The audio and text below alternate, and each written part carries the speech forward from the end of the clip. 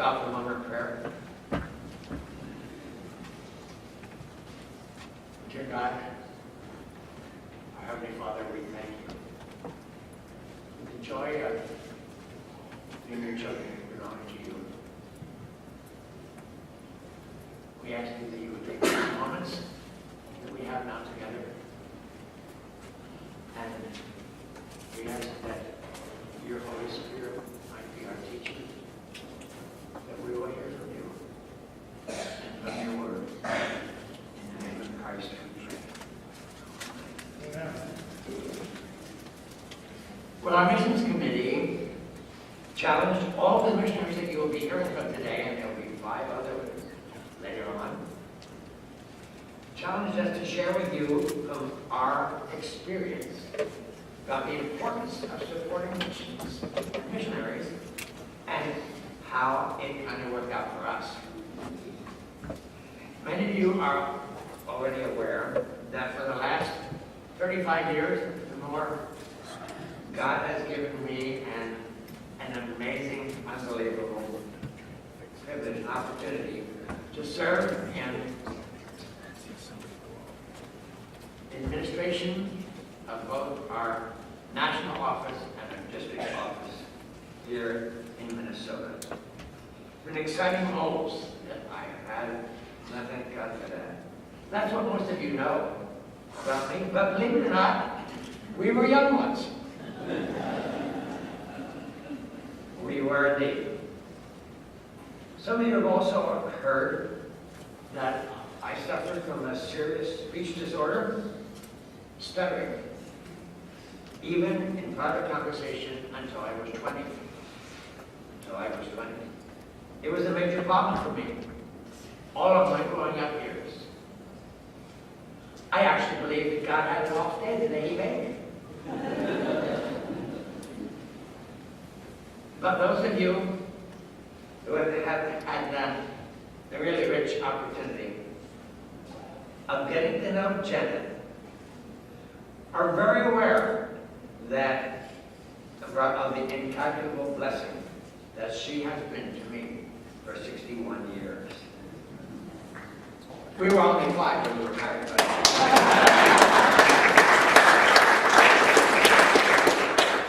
God is good. Amen. He did that part of my life extremely well. Now, the support of our home church in Massachusetts, and a number of others too, I can't tell you how important that was for us. Financially, yes. Lovingly, helping, caring, writing, relating, just embracing our family and our ministry for all the time we were serving. It was marvelous, and we were only 26-year-old kids when we left. And they came out in droves to the airport when we left. Tiny little girls, 8 months and 3 years old. And they came to the airport, and I'll never forget them singing to us, "God be with you till we meet again." It brings tears to my eyes when I think about that still. I remember. It matters. It matters what churches do for missionaries. It matters very, very much. And regarding that big personal struggle of mine, stuttering, when we got the information about going to language school, it said in there, if you've ever had a problem with stuttering, think twice before trying to learn another language. Well, by that time, God had taken care of that pretty well. Although I still stutter in English once in a while, you catch it if you listen carefully. But I never stuttered in Spanish, ever. Some of you have heard of Victor Carrizo. Victor Carrizo lived in a little tiny town in the interior of the province of La Rioja, Argentina, where we served. And it was in the second year that we were there. He had been writing and asking me to come for months, saying he's starting a Bible study, and he wanted to start a church. And please, when I come, I finally got to go. And when I met him, I was shocked. He stuttered. And in that tiny town, there was nobody. There was no Google. You can find anything on Google. There was no internet in 1960. There was nobody who taught you ever about study. And I learned a lot. I learned everything I could. I shared with them for days. Then I went back a number of times. And God blessed. Victor Clariso stopped stuttering when he read the Bible, when he prayed, and when he preached. But the rest of the time, he still had a problem. When I watched that, I was amazed and thank God. And the day the church in Chilecito was inaugurated, I was there, and Victor was the leader. And when I left, I got in that Jeep and left, began for the hour-and-a-half drive back to where I lived. But I turned off the road to the side when I could.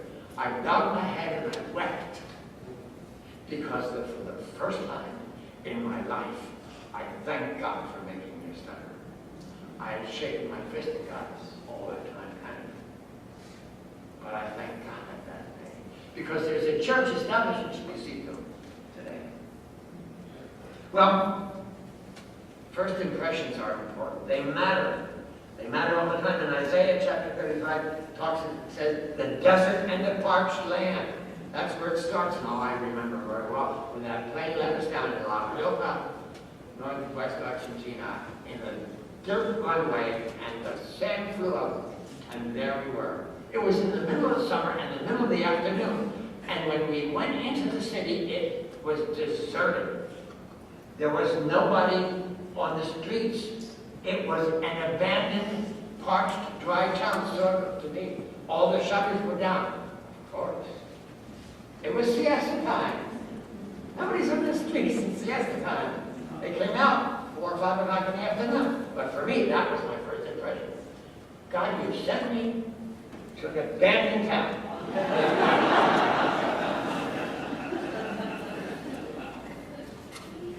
I had seen cactus before. There was cactus around there, in that desert. I'd seen cactus before, but only in the little pot in my mother's porch in Philadelphia. And I had the idea that where cactus lived, nobody else could. That wasn't my feeling. Within just a couple of weeks, we took a trip to the interior.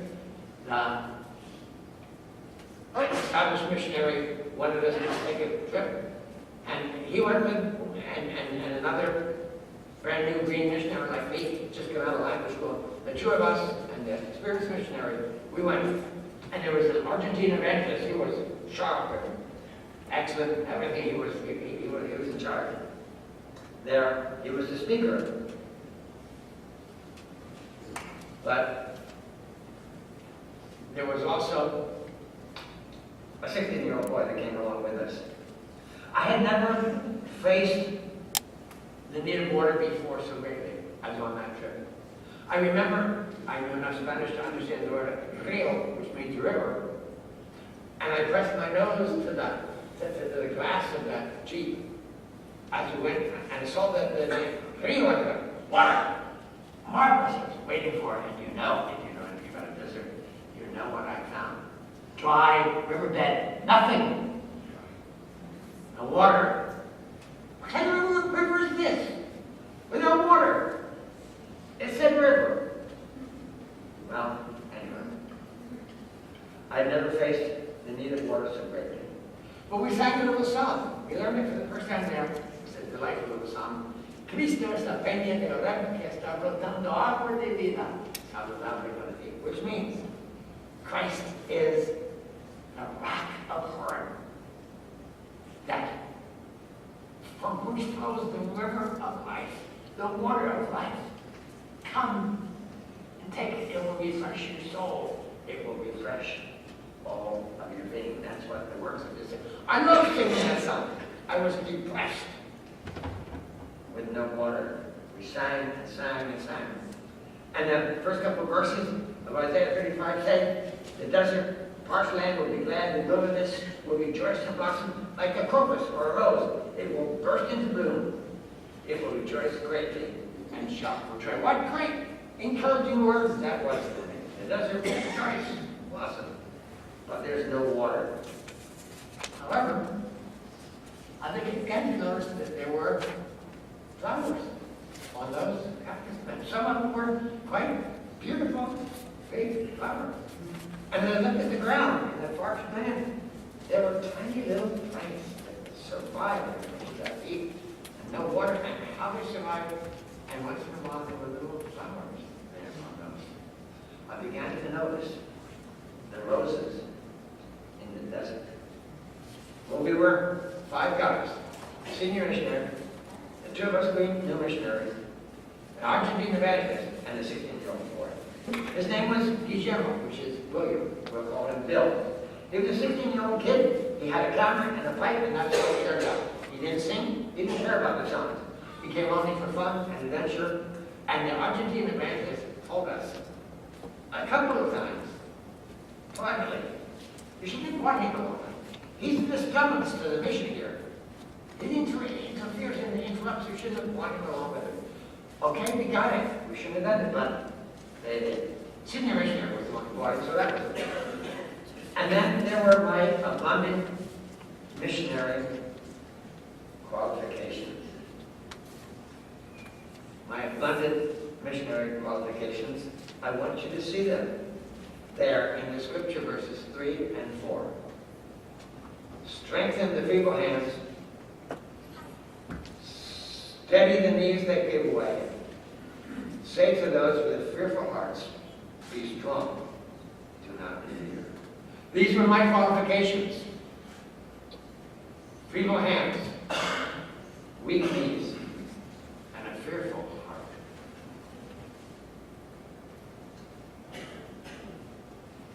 I was convinced at that time that I'll never make it. But that were the first impressions. There were lessons as well. The first lessons were, although missionaries have feeble hands, weak knees, and fearful hearts, these qualifications, you can call them, teach us to depend on God. He has the water of life that the people need. They will see the glory of the Lord and the splendor of our God, Isaiah says. The Apostle Paul says in 2 Corinthians, when I am weak, then I am strong, for his strength is made perfect in my weakness. His strength is made perfect in my weakness.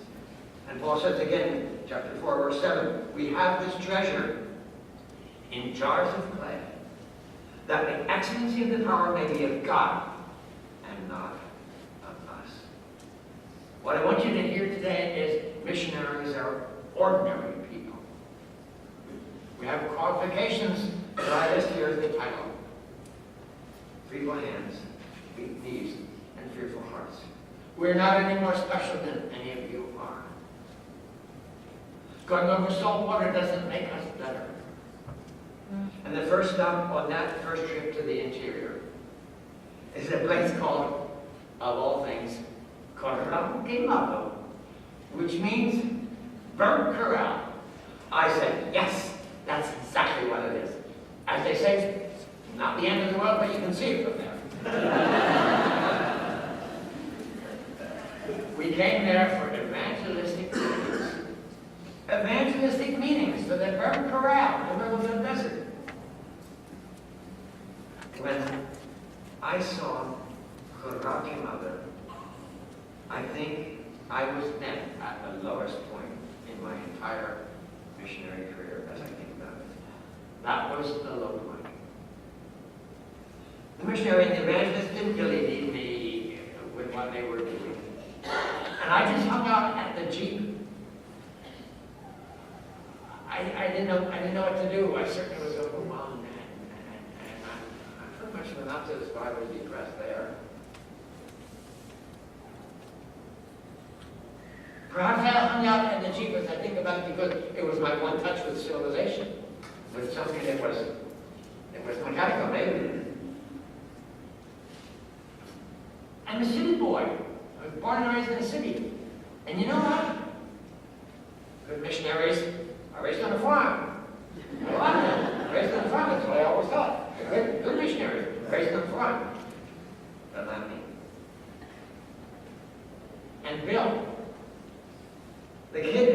were told again and again, didn't belong there. He hung out at the Jeep too. He wasn't interested in what was going on. I was interested, but scared to death. And we started to talk, Bill and I. My poor Spanish, well, we got along. And of course, I had poor Spanish and great missionary qualifications, which you know about. The second day, by the Jeep, Bill and I had a serious talk. Now this is how I began my missionary career. I said to him, why don't you read the Bible? That's pretty easy to do. That profound. I didn't know much, but I said, why don't you read the Bible? And I challenged him to read it. He said he didn't have time to do that. He said that he wanted to live by his own rules, which I found out were lying and drinking alcohol, and he could tolerate more alcohol than anybody else. He was proud of that. He said he had to ride the bus to school every day, and he had no time to read, no time to do any of that. Stuff that I was saying. And I just said, well, I said my profound missionary talk, read the Bible. And then I said, why don't you read it in the bus in 5 minutes? Back and forth. You know, time to the New Testament. Mark the New Testament. But apparently there was no response. But Isaiah 35 says, and as we have read, your God will come to save you. It says the eyes of the blind will be opened. The ears of the deaf will be unstopped. The lame will leap like a deer. The mute tongue will shout for joy. And can I say the stuttering tongue as well? Doesn't say that, but I can add that. The mute tongue will shout for joy. And water. The next word is water. Water will gush forth. And streams in the desert. What a beautiful thing. Streams in the desert.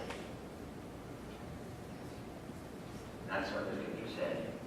It will produce flowers. They bloom there. So, what about Bill? This adventuresome high schooler who had no time or need to read the Bible. Surprisingly enough, perhaps just because I cared enough to say something for him, he actually accepted my challenge to read the New Testament in the bus on the way to school. Pretty soon he began to come by our house after school, and he had questions, lots of questions. He had verses underlined in the scripture, and for 8 months he came regularly to talk about the Bible. And in 8 months, when he finished the New Testament, he gave his life to Christ. Right there in the desert of Argentina, where idolatry, tradition, apathy, indifference, and sin abounded, the water of life made a beautiful flower. And Bill began to witness to his classmates. He actually began to bring other kids to the church, and they had a good youth group. And it was good. I was excited. How wonderful. God, thank you. The beginning of my mission career. But a few months after that, he graduated from high school, moved 4 hours away to the big city, Córdoba, in order to go to the university. And I looked up to God again and said, why? Don't you see that I'm here? You sent me here, all the people, and here I am. And you give me Bill, and then you take him away. That's not a way to the missionary work. I wanted him to stay there. But you know, some plants need transplanting, don't they? And Bill did. He went to Córdoba. He went to establish Evangelical Church. He was baptized and joined the church. He was there only 1 year in the ministry in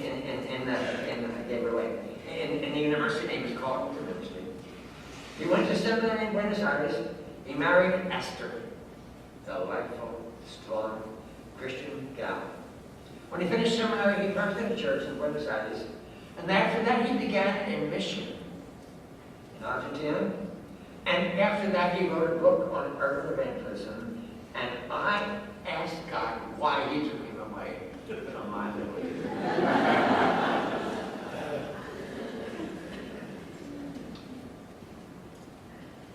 Missionaries have feeble hands.